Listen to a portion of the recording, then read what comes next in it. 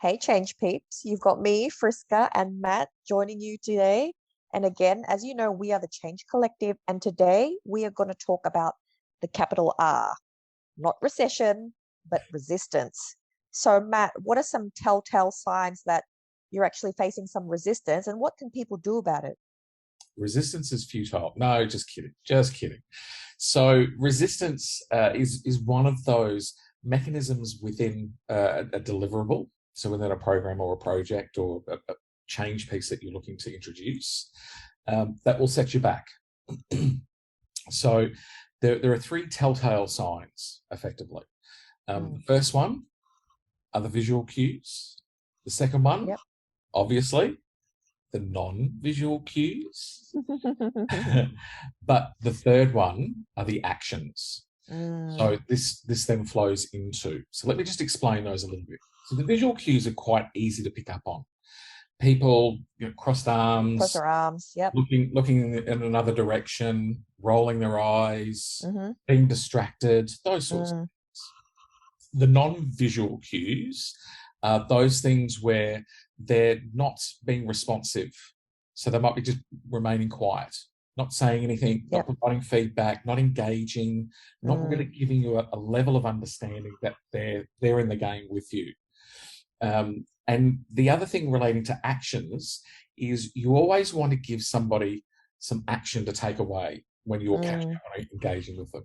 It could be, can you please complete this file? Can you fill out this form? Can you do whatever? Which will assist us in driving the change. Now, you'll see the actions aren't necessarily being undertaken by those who aren't engaged. Yeah. They'll forget about them, they'll leave them, I'm too busy, not really getting engaged. So it's those actions you've got to look out for. So they're the three telltale signs. I always get twisted on that one.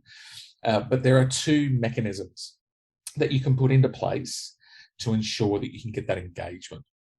Preventative measures and reactive measures. Now, you don't want to employ reactive measures too often, but they can be necessary. The reactive measures are responding in the moment. They're the ones where you see the eyes rolling, where you see the arms crossed, engage them. Get them to uncross their arms, get them to be locked in with eye contact with you to ensure that they're understanding what's going on, to ensure they're really there in the moment. The preventative measures are those things that you can get from your leaders. So you can ensure that the leaders are driving the message and that they're engaged, that you've got regular meetings, regular cadence of comms, and really ensuring that there's an understanding throughout the whole organisation. So there's the three telltale signs with the two measures that need to be employed. What about yourself, Friska? My biggest tip for resistance management is to not view it as your enemy. Instead, it's simply energy. And when people resist, it's actually a good sign. Not only is it human nature, but it shows they have a vested interest and they care about it. So what's worse than resistance is complete and utter apathy.